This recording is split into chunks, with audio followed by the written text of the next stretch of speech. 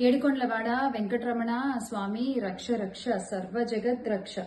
మీ మీద మీ ప్రసాదాల మీద కూటమి నాయకులు చేస్తున్న కుట్రలకు సామాన్య భక్తులపై కోపం ఎందుకు స్వామి?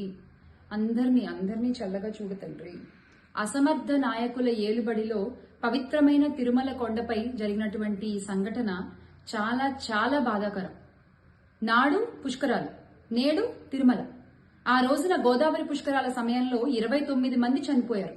ఈ రోజున తిరుమలలో 6 సామాన్య భక్తులు ప్రాణాలు కోల్పోయారు. ఇంకా 40 మంది తీవ్రంగా గాయాల పాలై ఉన్నారు.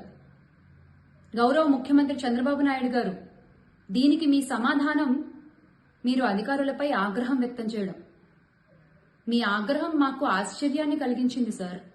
ఎస్, మీ ఆగ్రహం మాకు ఆశ్చర్యాన్ని కలిగించింది. అంటే టీటీడీ చైర్మన్ మీరు నియమించిన అధికారే, ఈఓ మీరు నియమించిన అధికారే, జేఈఓ మీరు నియమించిన అధికారే. మీరు నియమించిన మీ అధికారులకి తెలీదా సార్? ఇంతటి పర్వదినాన వైకుంఠ ఏకాదశి సందర్భంగా ఎక్కడెక్కడి నుంచో స్వామివారిని దర్శించుకోవడానికి కొన్ని కోట్ల మంది భక్తులు తిరుమల కొండకు చేరుకుంటారన్న విషయం మీ అధికారులకి తెలీదా? తెలుసు. దానికి తగ్గట్టుగా ఏర్పాట్లు చేసుకోవాలని తెలీదా? తెలుసు. కానీ ఏముందిలే, చిన్నచూపు. అవునా కాదా సార్? జరిగిన సంఘటన చూస్తుంటే అవుననే అనుకోవాలి. అంటే సర్వదర్శనంలో లైన్లలో రోజుల తరబడి నించుని ఆ స్వామివారిని దర్శించుకునే భక్తులకి కనీసం మంచినీళ్లు, ఆహారాలు ఎలాగో మీ కూటమి ప్రభుత్వం అందించట్లేదు. కొండకి చేరుకున్న భక్తుల ప్రాణాలు పోకుండా కట్టుదిట్టమైన ఏర్పాట్లు చేయాలి కదా చంద్రబాబు నాయుడు గారు? ఇది మీ వైఫల్యం కాదా? మీ ప్రభుత్వ వైఫల్యం కాదా?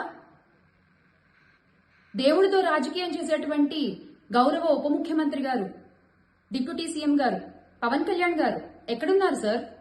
ఎక్కడున్నారు? ఐఎమ్ అన్ అన్అపాలజెటిక్ హిందూ అని మైకులు పగిలిపోయేలా అరిచారు కదా సార్ ఆ రోజున.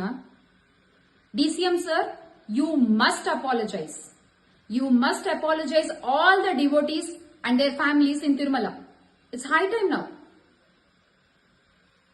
లేకపోతే మొన్న గేమ్ చేంజర్ ఈవెంట్ లో జరిగిన దుర్ఘటనని గత ప్రభుత్వంపై మళ్లీ చేసి మీరు ప్రచారం చేసినటువంటి అబద్ధాల్లాగా ఇప్పుడు ఈ సంఘటనని కూడా గత ప్రభుత్వంపై ఎలా డైవర్ట్ చేయాలా అనే ఆలోచనలో ఉన్నారా? నేను తెలియకడుతున్నాను. I'm sorry. బాగుందండి, అంతా బాగుంది. 90 కౌంటర్లు ఏర్పాటు చేశాము రకరకాల ప్లేసుల్లో అని మీరు అనౌన్స్ చేశారు. చాలా సంతోషం. ఉదయం 5 గంటల నుంచి టికెట్లు అవైలబుల్ గా ఉంటాయి అని చెప్పారు. చాలా ఆనందం.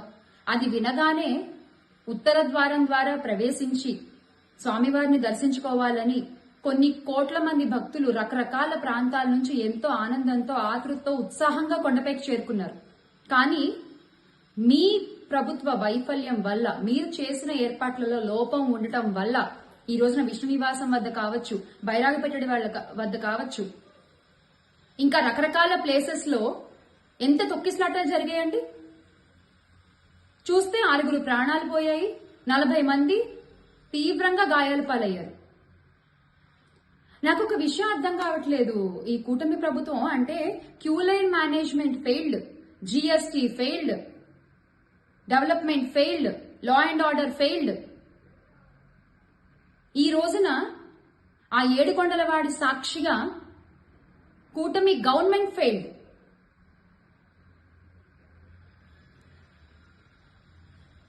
తిరుమల కొండపై జరిగిన ఈ దుర్ఘటనలో ప్రాణాలు కోల్పోయిన వారి ఆత్మలకి శాంతి చేకూరాలని మనస్ఫూర్తిగా స్వామివారిని కోరుకుంటూ, ఆ కుటుంబానికి ఈ కష్టాన్ని ఎదుర్కొనే ధైర్యాన్ని ఇవ్వాలి అని నేను కోరుకుంటున్నాను. అలాగే ఈ కూటమి ప్రభుత్వానికి మరొక చిన్న రిక్వెస్ట్. మా పార్టీ సీనియర్ నాయకులు భూమన కరుణాకర్ రెడ్డి గారు, అలాగే ఆర్కే రోజా గారు చెప్పినట్లుగా చనిపోయిన కుటుంబాలకి ₹1 కోటి మీ ప్రభుత్వం తరఫున మీరు చెల్లించాల్సిందే. ఎందుకంటే ఒక అపాలజీ చెప్పినా, ఏం చేసినా కూడా, మీ ఆగ్రహం చూపించినా ఆ కుటుంబాలకు ఏ న్యాయం జరగదు సార్. మీ తరఫున కనీసం ఈ సాయం అందించండి. ఇందులో వైఫల్యం లేకుండా చూసుకోండి. ఎందుకంటే ఇంత జరిగినా కూడా మా పార్టీ అధ్యక్షులు వైఎస్ జగన్మోహన్ రెడ్డి గారు సంఘటనా స్థలానికి వస్తున్నారు అంటే తప్ప మీ పాదం కదలలేదు అటువైపుగా. కనీసం ఈ ఒక్క సాయం అయినా ఆ కుటుంబాలకు అందించి వారిని ఆదుకోండి. Let's all make Andhra great again with Jagan Anna. జై జగన్.